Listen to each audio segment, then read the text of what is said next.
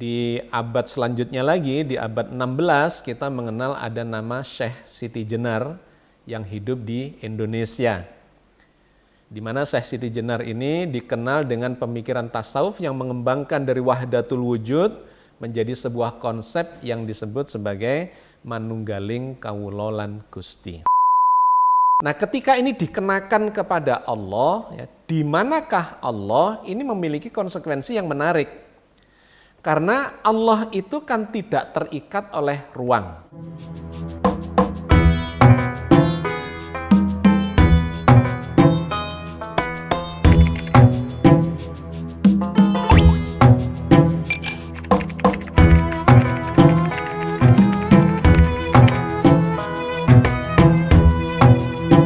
Assalamualaikum warahmatullahi wabarakatuh. Alhamdulillah, wassalatu wassalamu ala rasulillah, la haula wa la quwata illa billah.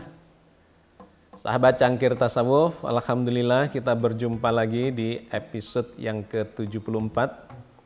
Kita mensyukuri segala karunia Allah yang telah diberikan pada kita semua.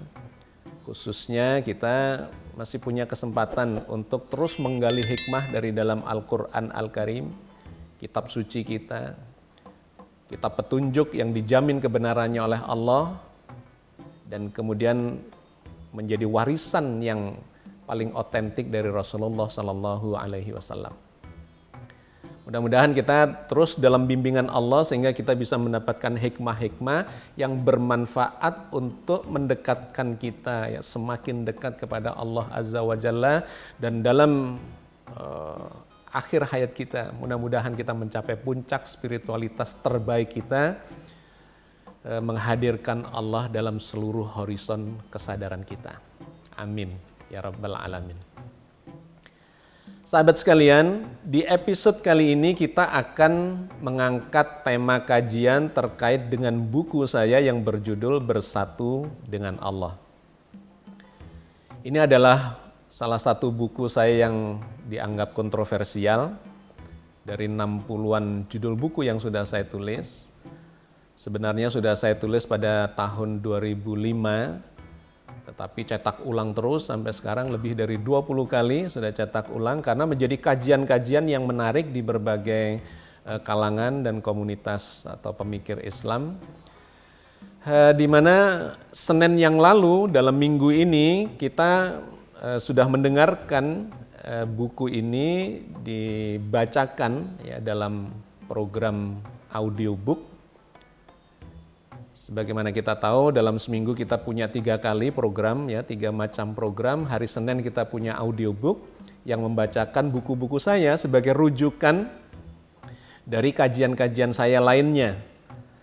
Pemikiran-pemikiran saya yang ada di dalam buku serial Diskusi Tasawuf Modern itulah yang kemudian kita tuangkan dalam berbagai kajian.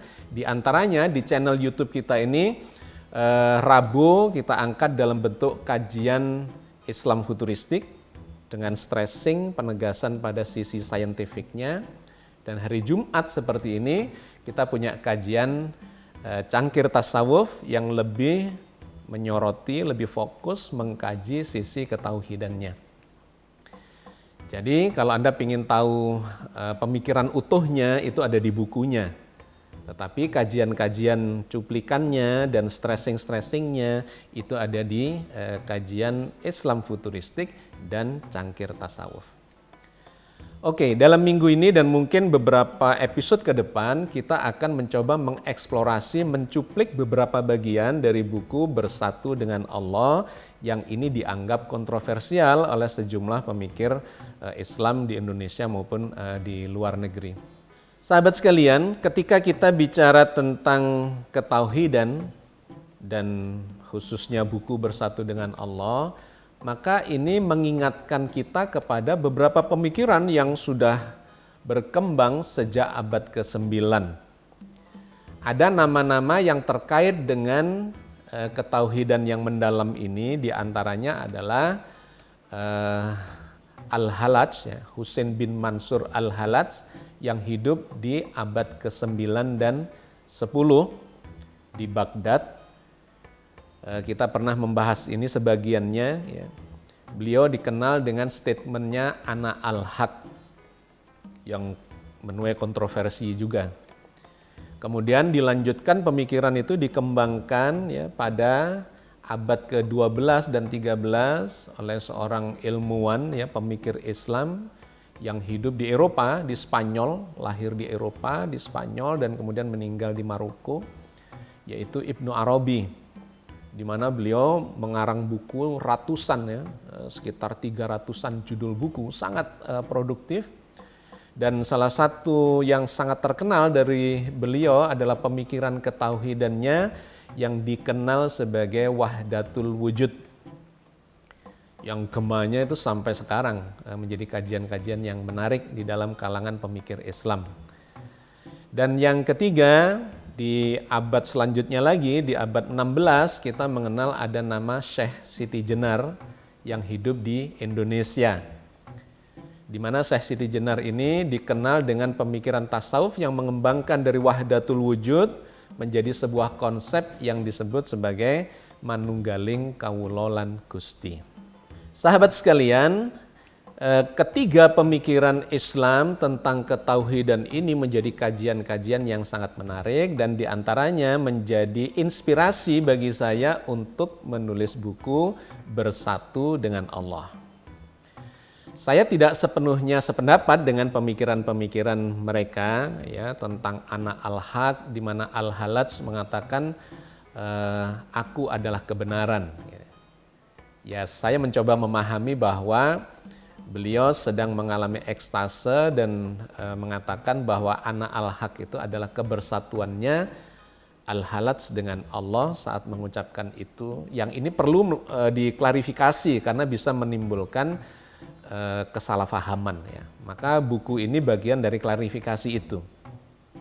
Yang kedua tentang Wahdatul Wujud yang dikemukakan oleh Ibnu Arabi itu juga memunculkan kontroversi karena beliau mengatakan bahwa seluruh keadaan atau seluruh keberadaan jagat raya ini sesungguhnya tidak dipisahkan atau tidak bisa dipisahkan dari eksistensi Allah. Menyatu keberadaannya. Cuman menyatunya antara makhluk dengan Khalik ya, dengan Allah dengan makhluknya itu seperti apa? Nah, itu yang memunculkan kontroversi sehingga perlu diklarifikasi. Yang ketiga adalah konsep manunggaling kawula lan Gusti yang dikemukakan oleh Syekh Siti Jenar. Itu juga mirip, ini memunculkan kontroversi dikarenakan manunggaling bersatunya kawula itu adalah makhluk ya, hamba, dan Gusti itu adalah Allah. Nah, bersatunya itu seperti apa? Ini yang perlu diklarifikasi. Maka saya melakukan klarifikasi itu secara runtut dan sistematis dengan berdasarkan pada ayat-ayat Al-Quran, karena ini menjadi rujukan yang tidak tergoyahkan ketika kita mengkaji agama ini, khususnya yang terkait dengan ketauhidan. Di dalam Al-Quran ada ribuan ayat tentang ketauhidan itu. Separuh kira-kira dari isi Al-Quran yang 6.236 ayat itu adalah cerita tentang ketauhidan. Selebihnya barulah cerita tentang sejarah, tentang fikih, tentang sains, tentang teknologi dan sebagainya dan sebagainya. Oke, sahabat sekalian. Saya ingin memulai kajian kita tentang buku Bersatu dengan Allah ini dengan pertanyaan yang kemudian menjadi judul dari kajian kita ini. Di manakah Allah dan di manakah makhluk? Karena dari seluruh kajian tentang tiga tokoh tadi, dari tiga tokoh itu sesungguhnya adalah berusaha untuk menjelaskan posisi antara makhluk dengan Khalik, antara hamba dengan Tuhannya. Ini yang memunculkan perdebatan karena ada dua kelompok yang sangat berbeda ya secara diametral, kontroversi di radikal sebelah kanan dan radikal sebelah kiri. Yang satu mengatakan bahwa Allah dan makhluk atau sang pencipta dan makhluk itu adalah terpisah. Terpisah tidak sama ya, seakan-akan ekstrimnya digambarkan Tuhan di sini, makhluk di sana. Itu pendapat yang pertama. Yang kedua adalah pendapat yang mengatakan bahwa Allah itu, Tuhan itu sebagai pencipta itu meliputi segalanya, termasuk makhluk itu berada di dalam dirinya. Sehingga memunculkanlah efek atau kesimpulan ya, bahwa antara makhluk dan Tuhan itu tidak bisa dipisahkan. Karena makhluk itu berada di dalam Tuhan, yang kemudian ini muncul dalam bentuk statement-statement yang bisa memunculkan kontroversi. Nah, di dalam kelompok yang kedua yang mengatakan bahwa antara Tuhan Sang Pencipta dengan makhluk yang tidak terpisah itu, muncullah statement-statement yang kemudian kontroversial. Karena kebersatuan antara makhluk dengan Tuhannya itu, Al-Halaj mengatakan ana al-haq, karena sebagai makhluk dia merasa berada di dalam Tuhan, baik dalam konteks physically maupun kesadarannya. Nah, yang kedua wahdatul wujud, sama juga Ibnu Arabi mengatakan bahwa yang ada ini ya Allah, selebihnya makhluk itu adalah bagian ya berada di dalam eksistensi Allah. Termasuk juga manunggaling kawula lan Gusti, bahwa kawula dengan Gusti itu sebetulnya satu kesatuan yang tidak terpisahkan. Nah, ini memang kemudian memunculkan perdebatan panjang dan saya ingin menjadi bagian untuk melakukan klarifikasi itu. Oke. Sahabat sekalian, saya jadi teringat kepada apa yang diajarkan oleh ayah saya. Karena guru saya yang paling utama berpuluh tahun, sekitar 30 tahun, saya belajar sama beliau sejak tahun 60-an sampai meninggalnya beliau tahun 90 ya. Beliau adalah seorang mursyid tarekat yang di zamannya itu menjadi Dewan Pembina Partai Tarekat Islam Indonesia ya, di zaman Bung Karno. Beliau adalah Syekh Jabri Karim yang lahir tahun 1900 dan wafat pada tahun 1990, jadi pada usia 90 tahun. Saya lahir di 1963. Ketika beliau sudah berusia 63 berarti. Nah, sejak kecil itulah saya mengalami banyak interaksi dan diajak berdiskusi, berdialog oleh beliau tentang pemikiran-pemikiran tasawuf ya, yang dikenal sebagai tasawuf falsafi. Sejak kecil beliau menstimulasi saya, bahkan memprovokasi saya untuk memahami Allah itu di mana. Allah itu siapa, Allah itu bagaimana, dan seterusnya dan seterusnya.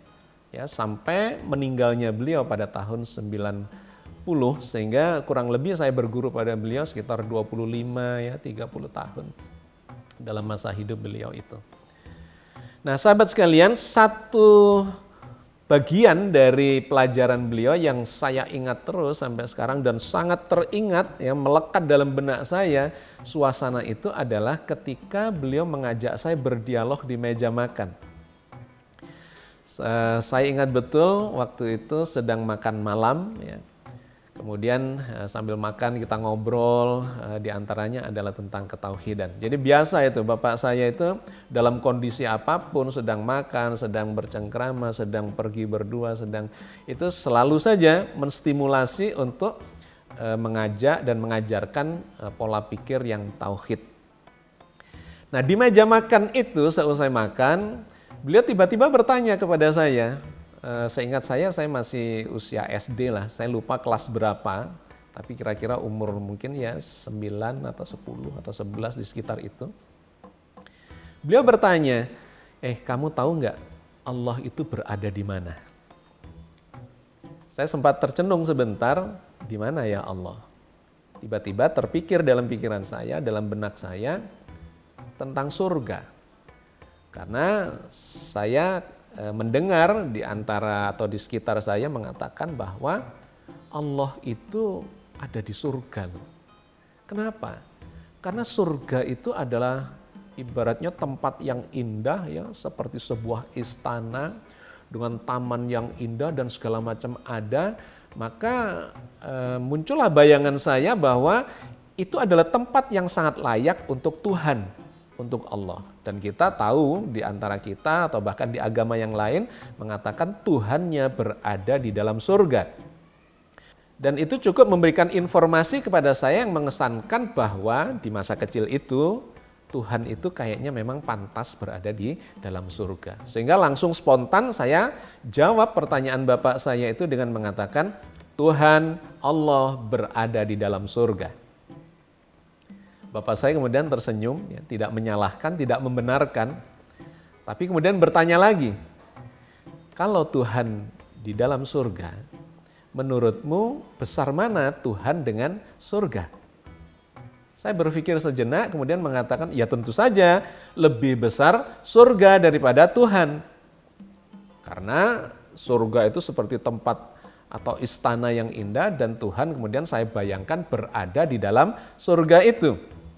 Bapak saya sambil tersenyum bertanya lagi, loh katanya Tuhan itu maha besar, kok kalah besar dengan surga?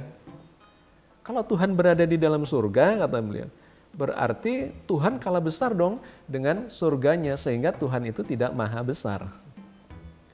Saya kemudian tercenung lagi, ya beliau tidak menyalahkan, tetapi menggiring pemikiran saya untuk berpikir, yaitu cara beliau untuk memancing pemikiran, menumbuhkan pemikiran pada anak-anaknya. Kalau begitu sesungguhnya jawaban saya itu bisa dianggap salah. Karena Tuhan yang maha besar kok berada di dalam surga, berarti Tuhan kalah besar dengan surganya. Oke, saya cari alternatif yang kedua. Terlontarlah jawaban saya yang kedua. Kalau gitu Tuhan itu berada di langit. Karena bayangan saya langit itu jauh lebih besar dibandingkan surga. Dan saya tidak jarang melihat orang berdoa mendongak ke langit. Maka mestinya masuk akal nih menjawab pertanyaan bapak saya di manakah Tuhan itu berada. Maka jawaban keduanya alternatifnya adalah Tuhan itu berada di langit. Bapak saya lagi-lagi tersenyum, tidak menyalahkan, tidak membenarkan.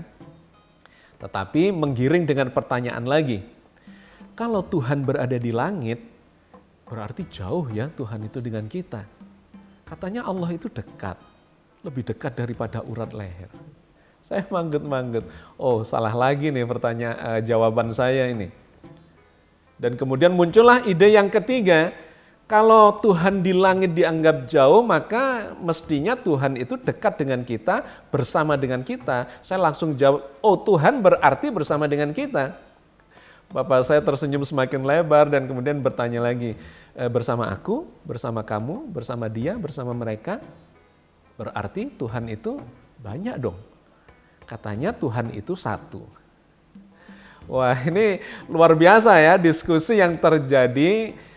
Di usia saya kira-kira masih 10 tahunan tetapi sudah mengkaji suatu filsafat yang sangat mendalam tentang ketauhidan itu. Dan menariknya bapak saya tidak melakukan indoktrinasi atau dogmatis ya cara menyampaikannya, melainkan mengajak saya berpikir. Nah dengan 3 pertanyaan itu kemudian saya menyerah kepada beliau karena tidak mampu menjawab secara benar seperti yang diharapkan oleh bapak saya.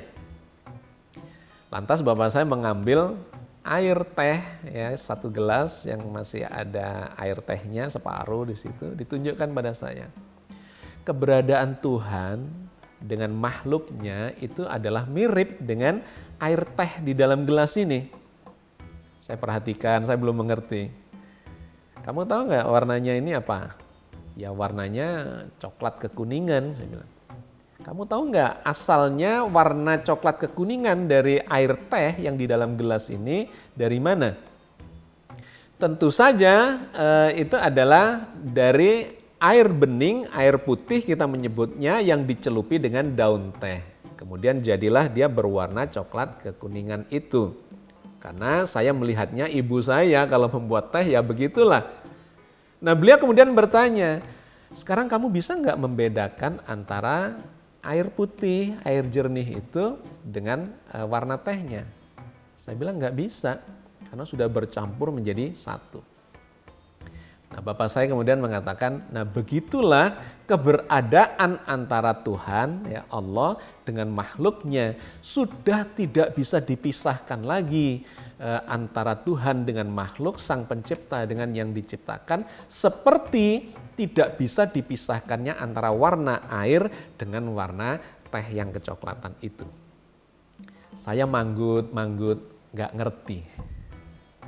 Jadi luar biasa ini diskusi pada usia itu. Nah, tetapi apa yang terjadi pada saya sangat penasaran dengan dialog itu dan ingat sampai sekarang, padahal itu sudah terjadi ya sekitar ya, tahun 60-an. Dimana sekarang saya usia sudah 57 ya. Jadi sudah 50 tahun, hampir 50 tahun yang lalu, tetapi itu sangat teringat di dalam benak saya. Dikarenakan provokasi itu, maka kemudian saya menjadi penasaran, sebetulnya Allah itu di mana ya? Sebetulnya posisi Allah dengan kita itu seperti apa? Dan itu kemudian menjadikan saya kepikiran terus sampai SMP, SMA, kuliah, dan ketika kuliah itulah saya kemudian bertemu dengan beberapa orang dosen pengajar saya yang memiliki pemikiran-pemikiran secara saintifik yang lebih bisa dijelaskan secara logis, secara rasional, analitik, empirik, sehingga bagi seseorang yang menggunakan akalnya ya, kritis, itu menjadi lebih bisa diterima. Nah, di saat usia mahasiswa itulah ketika saya berada di Yogyakarta, kuliah di Teknik Nuklir Universitas Gadjah Mada, saya mulai melakukan kajian-kajian yang lebih terstruktur, tersistematika, dan kemudian melakukan diskusi-diskusi dengan beberapa dosen saya yang kebetulan beliau adalah salah satunya nih, Insinyur Shahirul Alim MSc. Beliau itu adalah seorang hafiz Quran, seorang mubalik, tetapi sekaligus seorang ilmuwan. Jadi beliau itu mengajar 2 mata kuliah waktu itu kepada kami. Salah satunya adalah mata kuliah agama dan yang lainnya adalah mata kuliah kimia fisika, ya, kimia fisis. Yang menarik, beliau itu memadukan antara pemahaman keagamaan ya dalam teks-teks Al-Quran karena beliau seorang hafiz, tetapi dipadukan dengan pemikiran-pemikiran ilmiahnya. Sehingga di situ saya mendapatkan nuansa yang baru dalam belajar agama ini. Bahwa sesungguhnya ternyata Al-Quran itu mengajarkan cara berpikir yang kritis, yang logis, yang rasional, yang analitik, bahkan empirik. Nah, di sana saya dapat pelajaran sangat banyak dari beliau. Dan yang kedua adalah Profesor Ahmad Baikuni dengan bukunya Agama dan Sains yang menurut saya juga sangat mendalam dan senafas dengan yang diajarkan oleh Pak Shahirul Alim itu. Pemikiran-pemikiran beliau, karena beliau adalah tokoh nuklir Indonesia di zaman itu yang diakui oleh dunia internasional, ya, maka itu lebih menukik lagi ke dalam dunia mikrokosmos, dikaitkan dengan jagat raya. Itu menjadi provokasi yang berikutnya dalam pemikiran saya. Menarik waktu itu prosesnya ya sangat panjang, tetapi yang menarik adalah ketika saya kuliah di Jogja itu yang dibekalkan oleh bapak saya kepada saya adalah kitab suci Al-Quran yang selama puluhan tahun itu menjadi kajian kami. Dan di kitab itu karya Mahmud Yunus ya, terbit tahun 1930-an. Jadi Al-Quran yang sangat lama dan isinya ternyata menjurus kepada pemikiran-pemikiran yang saintifik. Itu sudah banyak coret-coret begitu di terjemahannya itu oleh beliau, dikasih coret, dikasih catatan dan seterusnya. Itu menjadi kitab yang menarik buat saya untuk melakukan kajian-kajian karena coretan-coretan itu teristimewa pada ayat-ayat ketauhidan yang kemudian melandasi pemikiran saya pada saat melakukan eksplorasi tasawuf modern. Sahabat sekalian, salah satu ayat yang sangat favorit ya yang dibahas oleh bapak saya adalah surat An-Nisa ayat 126. Bunyinya, A'udzubillahi minasyaitonirrajim, Bismillahirrahmanirrahim. Walillahi ma fis samawati wa ma fil ardi wa kanallahu bikulli syai'im muhita. Kepunyaan Allah lah apa yang di langit dan apa yang di bumi, dan adalah Allah maha meliputi segala sesuatu. Ayat ini sebenarnya berulang kali sudah kami bahas ya, artinya Bapak saya mengajarkan kepada saya bahwa sesungguhnya langit dan bumi dan segala isinya, ya, walillahi ma fis samawati wa ma fil ardi, segala yang ada di langit dan segala yang ada di bumi itu adalah milik Allah. Ya. Dan menariknya kemudian frase ini, wa kanallahu bikulli syai'im muhita, dan adalah Allah maha meliputi segala sesuatu. Ketika mengkaji ayat ini, Bapak saya juga menceritakan tentang Al-Hallaj itu, tentang Ibnu Arabi, tentang Syekh Siti Jenar. Dengan pendekatan pemikiran atau filsafat klasiknya, bahwa ayat ini sebetulnya mengajarkan langit dan bumi dan segala isinya itu berada di dalam liputan Allah. Karena frase wa kanallahu bikulli syai'im muhita, dan adalah Allah, bukan ilmunya, bukan kekuasaannya, bukan apa. Kalimat yang digunakan, istilah yang digunakan itu adalah nama diri dari Sang Pencipta, yaitu Allah. Wa kanallahu, dan adalah Allah, bikulli syai'in, terhadap segala sesuatu, muhita, meliputi. Maka ayat ini secara letterlek sesungguhnya menggambarkan bahwa jagat raya dengan segala isinya, termasuk planet bumi dan segala isinya, dan kemudian berarti kita, itu sesungguhnya berada di dalam Allah. Nah, ini bagian yang kontroversial itu yang menjadi kajian selama ribuan tahun ya. Sejak abad ke-9 sampai sekarang itu memunculkan kontroversi itu. Tetapi memang kalau kita lihat teksnya itu sangat letterlek ya, sangat harfiah. Bahwa kemudian dari teks ini ada yang menganggap itu kekuasaannya yang meliputi, ilmunya yang meliputi, pengetahuannya atau kasih sayangnya atau apapun gitu ya, sifat-sifatnya, bukan zatnya. Nah, disitulah memunculkan kontroversi itu ya, kajian-kajian yang kemudian menjadi sangat lebar dan mendalam. Tetapi sejak awal itu saya sudah memiliki sebuah persepsi bahwa ayat ini sesungguhnya adalah ayat yang sangat harfiah, bahwa Allah itu memang meliputi segala sesuatu, jagat raya beserta isinya itu. Nah, masalahnya memang lantas bagaimana itu posisi keberadaan makhluk dengan keberadaan Khalik, keberadaan hamba dengan keberadaan Tuhan Allah. Apakah menyatu tidak terpisah, ataukah makhluk berada atau menjadi bagian dari Tuhan, ataukah seperti apa? Nah, ini yang kemudian perlu diklarifikasi, dan saya banyak melakukan klarifikasi itu di dalam buku Bersatu dengan Allah itu. Di antaranya yang terkait dengan judul kita ini, di mana Allah, di mana makhluk. Ya. Maka saya mencoba membatasi kajian kita karena waktu yang terbatas dengan pertanyaan ini. Judul yang sekaligus pertanyaan yang saya ingin menjawabnya secara ringkas. Dan nanti kalau ini menarik untuk menjadi kajian kita, akan kita lanjutkan di episode-episode yang selanjutnya. Ya. Pertanyaan di mana Allah ya, dan di mana makhluk, itu ada 3 substansi yang harus kita klarifikasi. Yang pertama, pertanyaan di mana. Yang kedua, Allah. Yang ketiga, makhluk. Ya, ini harus kita definisikan dulu dengan baik. Setelah itu barulah kita bisa membangun interrelasi antara ketiga faktor ini. Pertanyaan di mana itu memberikan arah kepada kita untuk menjawab secara ruang, ya, secara jarak. Di manakah dia di situ? Di manakah Pak Agus ada di sana? Gitu ya. Terkait dengan ruang. Nah, ketika ini dikenakan kepada Allah, ya, di manakah Allah? Ini memiliki konsekuensi yang menarik. Karena Allah itu kan tidak terikat oleh ruang.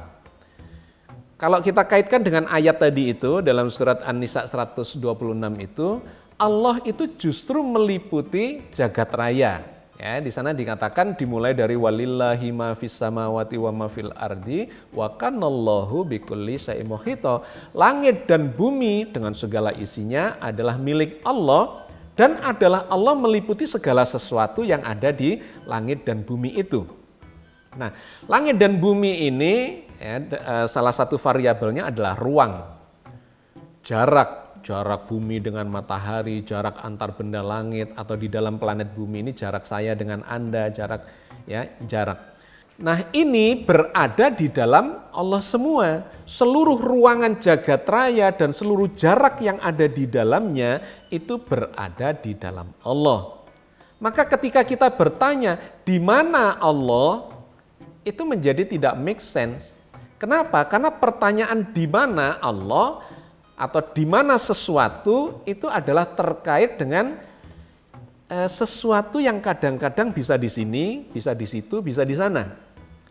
Jadi benda misalnya, di manakah mobil itu di sini, artinya tidak ada di sana. Atau berada di sana, artinya tidak berada di situ. Ya, ini adalah benda atau makhluk yang berada di dalam jagat raya. Itu bisa dikenai pertanyaan, di manakah benda itu? Tetapi kalau kemudian kita bertanya di manakah Allah, padahal Allah itu meliputi seluruh ruangan jagat raya ini, maka pertanyaan ini menjadi tidak relevan. Kenapa? Karena dalam waktu yang bersamaan Allah itu berada di sini, di situ, di sana, nun jauh di sana, atau jarak apapun yang sedang kita bahas, itu Allah sedang meliputinya. Karena itu Bapak saya kemudian menggambarkan, melengkapinya dengan ayat yang lain, ya, yaitu di dalam surat Al-Baqarah ayat 115, di mana Allah memfirmankan kemanapun kalian menghadap, kita akan berhadapan dengan Allah. Walillahil masyriqu wal maghribu fa ainama tuwallu fasamma wajhullah. Timur dan barat itu milik Allah. Kemanapun kalian menghadap, kalian sedang berhadapan dengan Allah. Jadi ayat ini melengkapi ayat yang pertama tadi. Bahwa Allah yang meliputi kita semua, meliputi jagat raya ini, sehingga kemanapun kita menghadap, kita akan berhadapan dengan Allah. Maka kembali kepada pertanyaan tadi, di manakah Allah itu menjadi tidak relevan. Kenapa? Karena kemanapun kita menghadap, kita berhadapan dengan Allah. Apalagi Allah meliputi semuanya itu. Ya, meliputi semua itu langsung berada dalam waktu bersamaan di sini, di situ, di sana. Sehingga sekali lagi tidak relevan ketika kita bertanya di manakah Allah. Ya, satu. Yang kedua, lantas terkait posisinya dengan makhluk.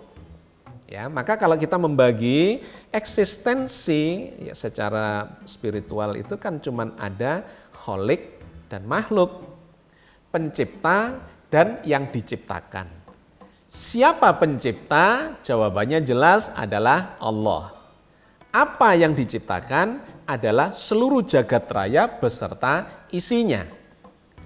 Di mana jagat raya itu, kata surat An-Nisa ayat 126, diliputi oleh Allah. Sehingga dijelaskan dalam surat Al-Baqarah 115 tadi, karena dia meliputi segalanya, maka kemanapun kalian menghadap, sesungguhnya kalian sedang berhadapan dengan Allah. Jadi secara physically, secara jarak, makhluk jagat raya beserta isinya dan termasuk kita ini sesungguhnya berada di dalam zat Allah. Diliputinya. Kalau diliputi itu artinya kita berada di dalam Dia.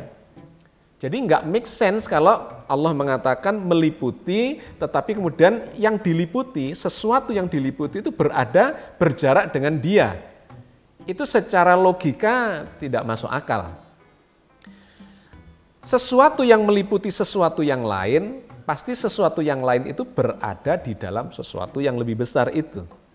Ya, jadi Inilah yang saya sebutkan kajian yang logis, rasional, analitik, empirik itu yang saya melakukan ini sejak zaman mahasiswa itu, bahwa pendekatan filsafat klasik yang dulu sulit menjelaskan bagaimana Allah meliputi makhluknya itu secara physically, secara saintifik, secara logis, rasional, dan empirik itu kemudian bisa dijelaskan ya.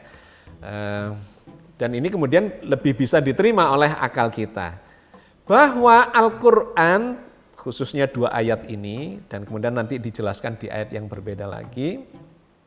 Sesungguhnya Al-Quran itu menjelaskan bahwa memang makhluk itu berada di dalam Allah.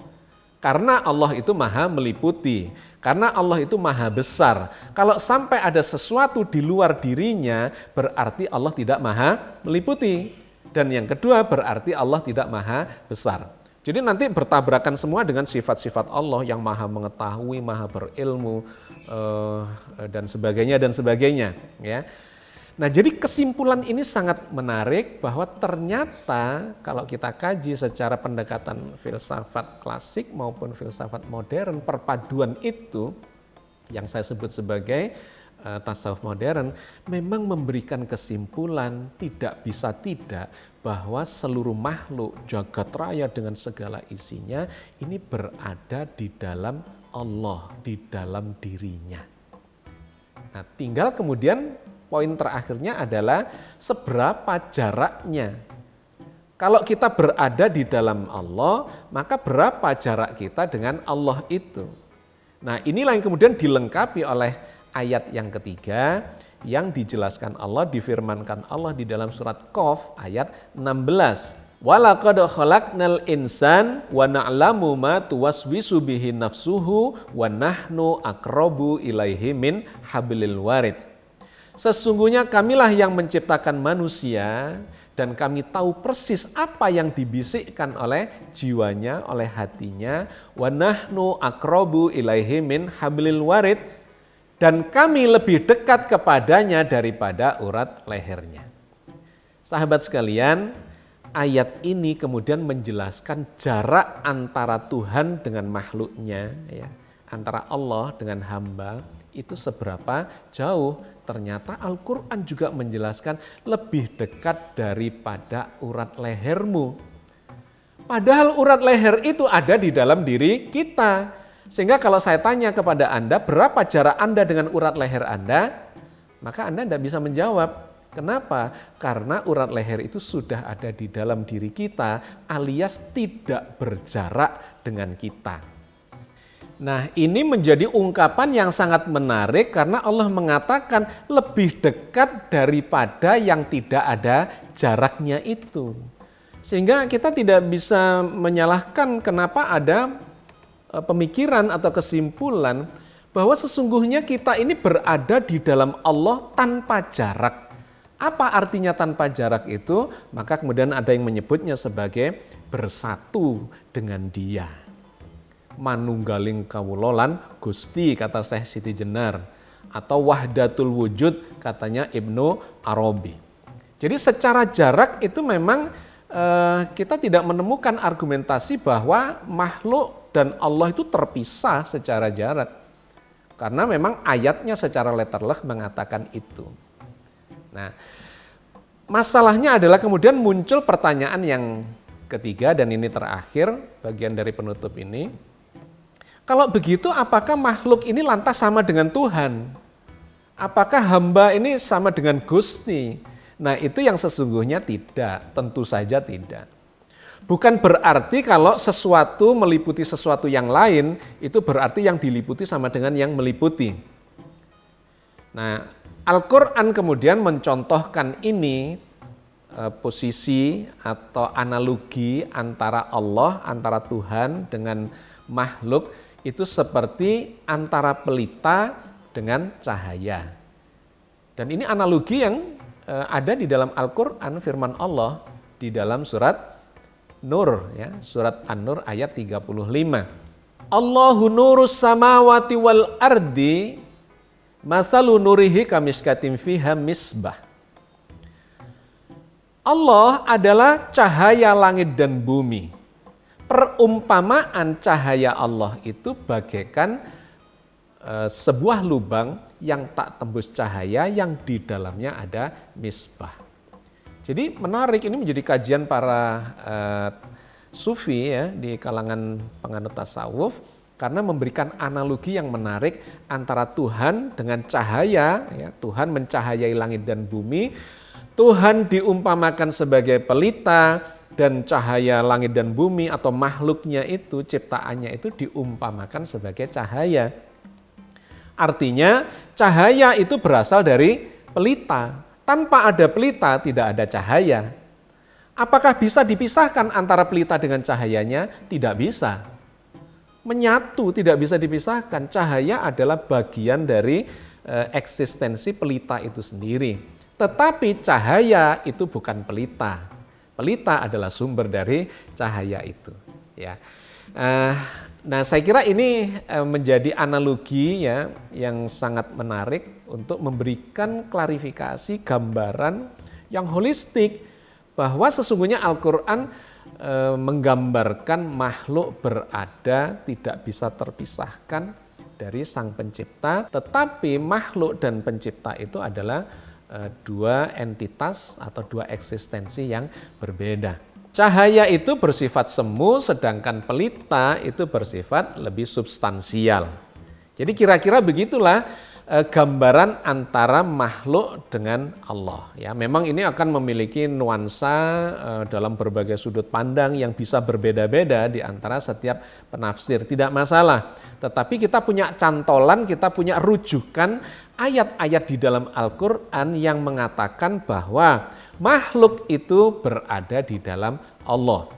Diliputinya seluruh jagat raya dan segala isinya itu. Yang kemanapun kalian menghadap, kalian akan berhadapan dengan Dia. Dan jaraknya ternyata lebih dekat daripada yang tidak ada jaraknya. Jadi kembali ke pertanyaan judul, di mana Allah, di mana makhluk? Maka sekarang Anda sudah punya gambaran itu. Bahwa makhluk ini sesungguhnya berada di dalam Allah, tetapi makhluk itu bukan Allah, seperti antara cahaya dengan pelita. Assalamualaikum warahmatullahi wabarakatuh.